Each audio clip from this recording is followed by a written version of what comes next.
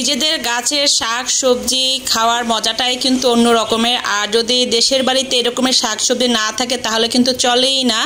Hello friends, আসসালামু আলাইকুম। কেমন আছেন সবাই? আলহামদুলিল্লাহ, আমরা তো বেশ ভালো আছি। এখানে যত শাক সবজি আছে সব কিন্তু আলহামদুলিল্লাহ মাশাল্লাহ আমার শাশুড়ি মায়ের হাতে লাগানো। এর আগে যখন আমার শ্বশুর বেঁচে ছিলেন তখন অনেক শাক সবজি ছিল, কিন্তু এখন যেহেতু আমার শাশুড়ি মেয়ে একা বয়স্ক মানুষ, এটা করা এখন সম্ভব না তার পক্ষে। তো যেটুক পারেন মা কিন্তু সব নিজের হাতেই লাগিয়ে ওইটাই খাওয়ার চেষ্টা করেন। এই যেখানে পাট শাক আছে, এই যে মা নিজের হাতে শাক তুলতেছেন, ঢেঁড়স, পুঁই শাক, মরিচ গাছ, আরও নানান রকমের গাছ আছে, মোটামুটি করল্লা গাছ। মাশাল্লাহ আলহামদুলিল্লাহ ভালোই হয়। এই তো আমরা সব কিছু তুলে এনেছি। আর এই তো আমাদের বাসার যে কাজের আপাটা আছে উনি সব কিছু কেটে গুছিয়ে দিয়ে দিচ্ছেন রান্নাটা। আর শাকটা কিন্তু একদমই ফ্রেশ, একদমই কচি, গাছ থেকে সাথে সাথে এনে সেটা রান্না করলে কেমন মজা হয় সেটা আর নাই বা বললাম।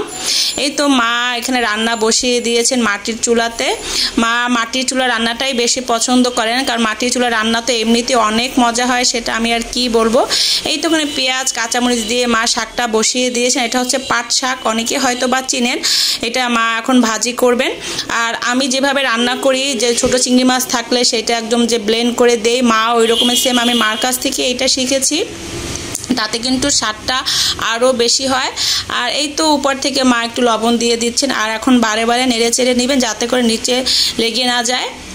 আর বাসায় কিন্তু গ্যাসও আছে, কিন্তু মা গ্যাসে ওইভাবে রান্না করতে চান না। মা বলেন যে চুলার যে স্বাদটা ওইটা গ্যাসে রান্না করলে হয় না। আর তোমরা তো সবসময় গ্যাসেই রান্না করে খাও, এখন না হয় দুদিন একটু চুলাতেই রান্না খাও। এই তো মা তো কথা শুনবেন না জানি, তারপরেও মাকে অনুরোধ করে, যেহেতু প্রচণ্ড গরম, মা তো কষ্ট হয়, আমাদেরও খারাপ লাগে তখন। আর আমিও রান্না করি, আমি দুজনে মিলেই রান্না করি। আমি যেটা রান্না করি সেটা গ্যাসেই রান্না করি। এই তো শাকটা হয়ে গিয়েছে। এখন মা ইলিশ মাছ এখানে রান্না করবেন না, এটা একটু মরিচ আর পেঁয়াজ দিয়ে ভালো করে তেলে শুধু ফ্রাই হবে। আজকে কোনো মানে ঝোলের কিছু রান্না করবেন না। আর এই মাছটা ওই রকমই সেম, এখানে মশলা সব দিয়ে মানে পেঁয়াজ রসুন যা যা আছে সব দিয়ে একদম এটাও একদম ফ্রাই করে ফেলবেন। তা আমি পুরোটার ভিডিও করলাম না, অনেক বড় হয়ে যাবে ভিডিওটা।